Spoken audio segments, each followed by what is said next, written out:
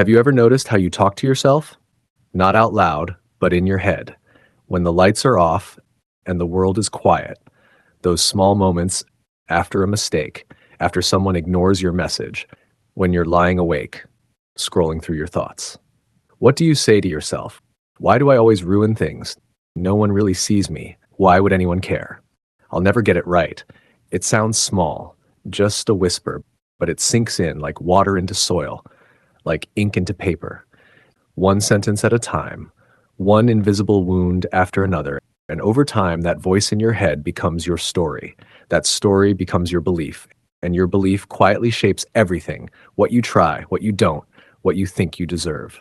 Here's the truth. Most of us are living inside a story we didn't write, a script handed to us by old voices, old fears, old patterns, and we never pause to ask, do I actually believe this? Is this really who I am? Because they sound like facts, but they're not.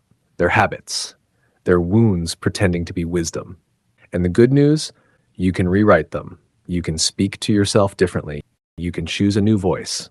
Not overnight, not perfectly, but one sentence at a time. And today I want to give you that sentence. Imagine this. Your mind is like soil, and every thought, every word you repeat is a seed. It doesn't matter if it's hopeful or heavy.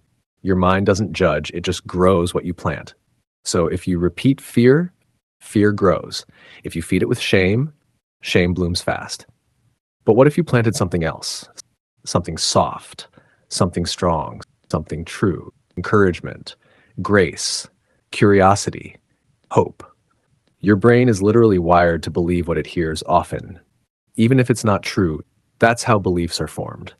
That's why elite athletes visualize victory, why leaders speak affirmations, why people who rebuild from rock bottom often start with one quiet phrase, I'm not done yet. Because even when everything feels broken, there's power in what you say to yourself next. That next sentence could be the start of a different story, not louder, but wiser, not dramatic, but steady. So here it is. One sentence, simple, soft.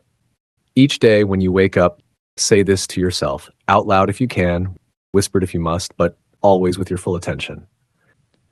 I am becoming someone I'm proud of. Say it again, and don't just say it, feel it. Let it sit inside your chest for a moment. Let it echo.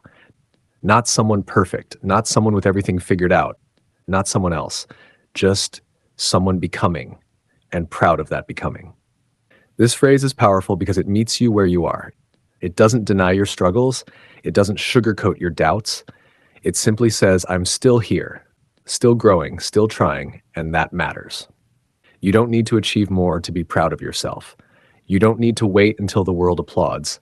You can be proud of how you keep showing up, of how you keep choosing to rise, even when it's hard, even when no one sees it, because every version of you, the tired one, the brave one, the one who almost gave up, deserves to be seen with kindness. And this phrase lets you do that. It reminds you your worth isn't waiting at the finish line. It's already with you in the steps.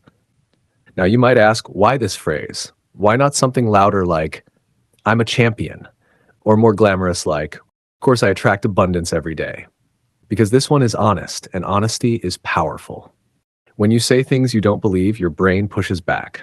Your inner voice rolls its eyes, your resistance gets louder.